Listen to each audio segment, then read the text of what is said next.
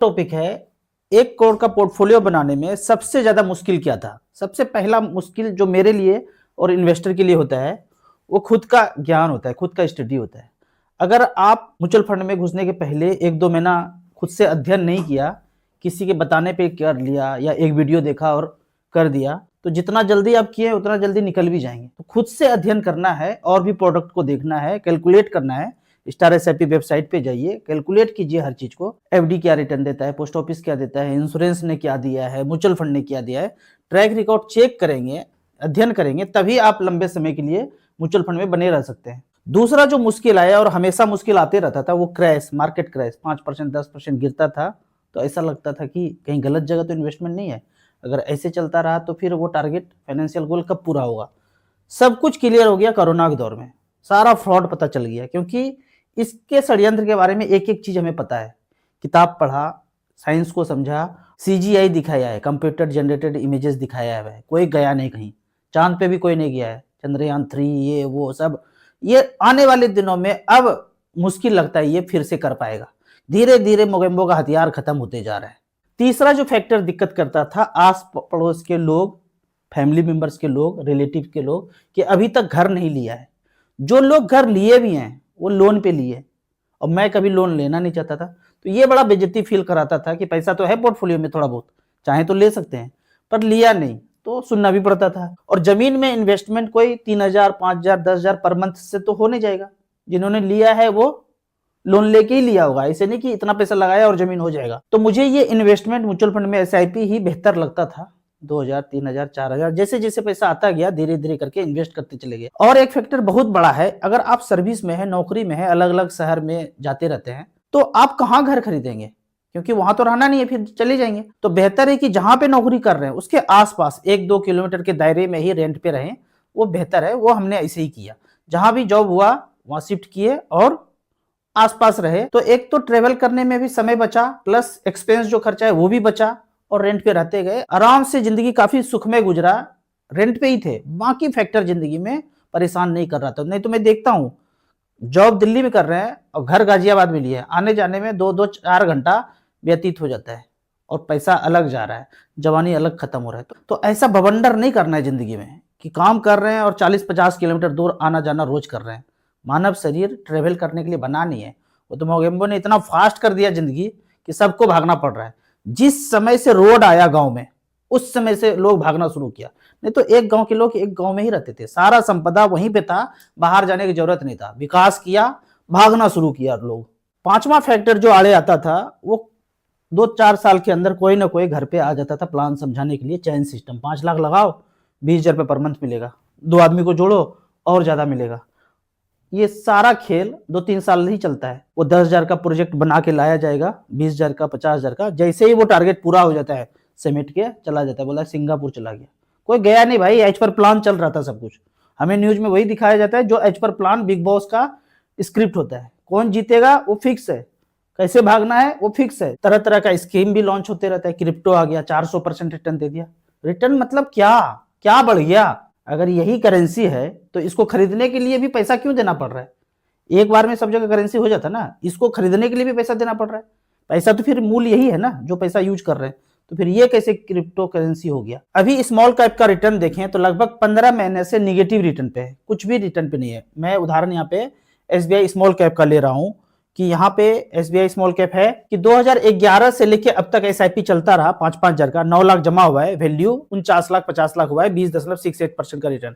लेकिन जब इसको आप टच करेंगे तो कैश फ्लो आ जाएगा। कैश फ्लो में यहाँ पे देखते हैं कि पिछले 2 साल में अगर देखा जाए तो रिटर्न बिल्कुल भी नहीं बना है। यहाँ पे देखते हैं आज के डेट में 169 का एनएवी है, लेकिन अक्टूबर 2024 चलते हैं, अक्टूबर 2024 में देखेंगे तो एनएवी यहाँ पे 185 था।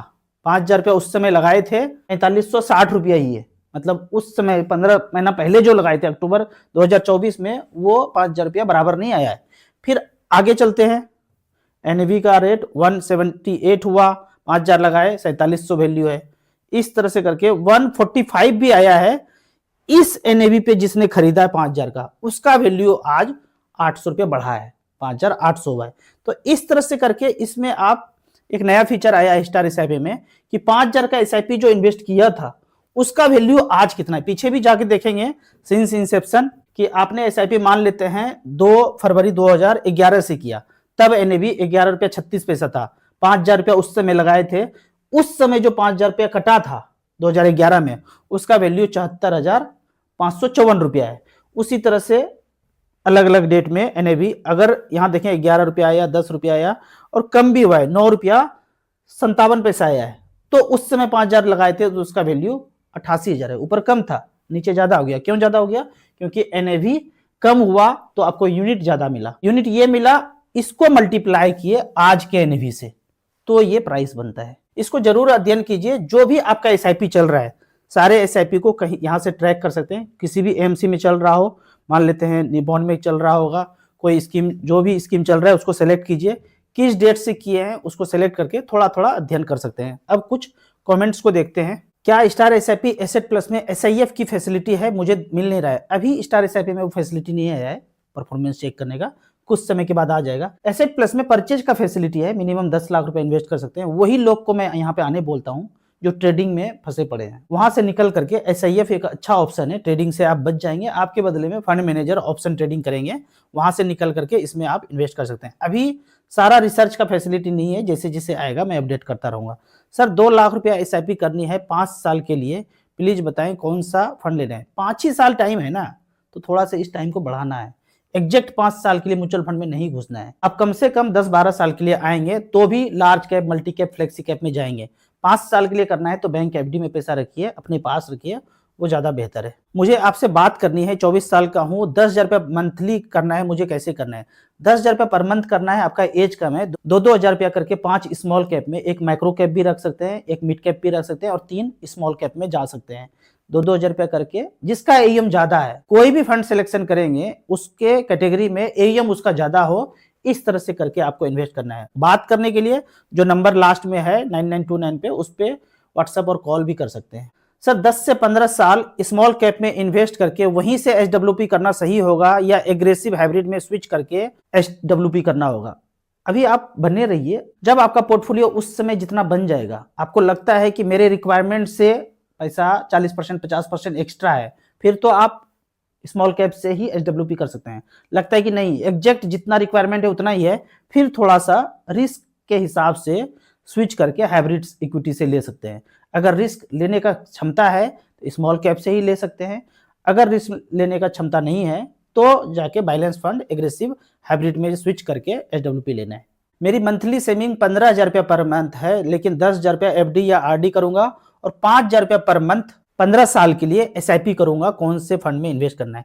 1-1 हजार रुपया का एसआईपी आप स्मॉल कैप में, एक माइक्रो कैप, एक मिड कैप लेके रख सकते हैं। एईएम वाइज आप जा सकते हैं। उदाहरण के तौर पे एईएम के हिसाब से यहाँ पे सेलेक्ट किया है Nippon India small cap, HDFC small cap, SBI small cap, quant small cap, एक मोतीलाल माइक्रो कैप और एक एचडीएफसी मिड कैप अपॉर्चुनिटी को भी शामिल कर सकते हैं अपने पोर्टफोलियो पे। धीरे धीरे जब ज्ञान बढ़ेगा तो आरडी और एफडी से थोड़ा थोड़ा करके इधर आइएगा। 4-5 साल के बाद आपको समझ में आ जाएगा कि आरडी एफडी क्या कर रहे हैं और म्यूचुअल फंड क्या कर रहे हैं। धीरे धीरे करके स्विच करके इधर आ जाएंगे तो ज्यादा अच्छा रहेगा। सर हेल्थ इंश्योरेंस कौन सा कराना चाहिए? हेल्थ इंश्योरेंस वो कराना चाहिए जिसमें आयुष कवर हो, मतलब नेचुरोपैथी आयुर्वेदिक हॉस्पिटल को भी उसमें, मतलब नेचुरोपैथी आयुर्वेदिक तरीके को भी उसमें इंक्लूड किया हो और वैसे में भी ट्रीटमेंट कर सकते हैं। ये नहीं कि सिर्फ 5 स्टार चकाचौंध वाला सिर्फ एलोपैथी ट्रीटमेंट हो रहा है। नेचुरोपैथी तरीके से जाना है, आयुर्वेदिक तरीके से जाना है, वहां आप जाएंगे तो एक्चुअल ट्रीटमेंट चलेगा। 2 रास्ता है, एक रास्ता इधर जाता है जिंदगी की तरफ, एक रास्ता इधर जाता है मौत की तरफ जाता है। टाइम खपत होगा, पैसा भी जाएगा, सब कुछ खत्म होगा, हाथ कुछ नहीं आने वाला है। और इधर जिंदगी धीरे धीरे करके सवर जाएगा, बहुत जल्दी फास्ट रिकवरी भी होगा। ऐसा नहीं कि सोचिए कि आयुर्वेदिक और नेचुरोपैथी ज्यादा समय लगता है।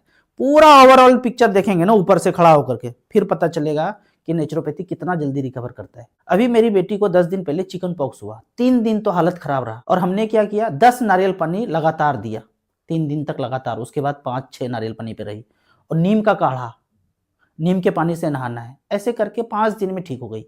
ऐसे ही अचानक जिंदगी में बम फट जाए हेल्थ रिलेटेड तो अमित जी का नंबर मेरे सारे वीडियो के डिस्क्रिप्शन में है, 5वें नंबर पे। इस नंबर पे कॉल करके उनसे असिस्टेंट लेना है, वो तो हमारे साथ ही रहते हैं। बता दिए नीम का काढ़ा पीने के लिए, नारियल पानी पीने के लिए, करते रहे। पहले 3 दिन तो ऐसे ग्राफ गया वायरस का, चिकन पॉक्स जो हुआ था। 3 दिन के बाद धड़ाम से गिरना शुरू हुआ। नारियल पानी सिर्फ और नीम का काढ़ा, कहाँ नहीं मिलता ये चीज़। अब आप इस रास्ते पे अगर जाते, पैसा भी जाता, हेल्थ भी जाता और कभी-कभी आदमी भी चला जाता है ऊपर। और कहते क्या है, डायलॉग फिक्स है, अब पहले नहीं आए, पहले आते तो ठीक हो जाता। ये फिल्मी डायलॉग है, माइंड प्रोग्रामिंग किया गया है ऐसे बोल-बोल करके। तो आपको यहाँ पे हेल्थ इंश्योरेंस वो लेना है जिसमें आयुष कवर हो, थोड़ा सा प्रीमियम ज़्यादा होगा लेकिन वही लेना है।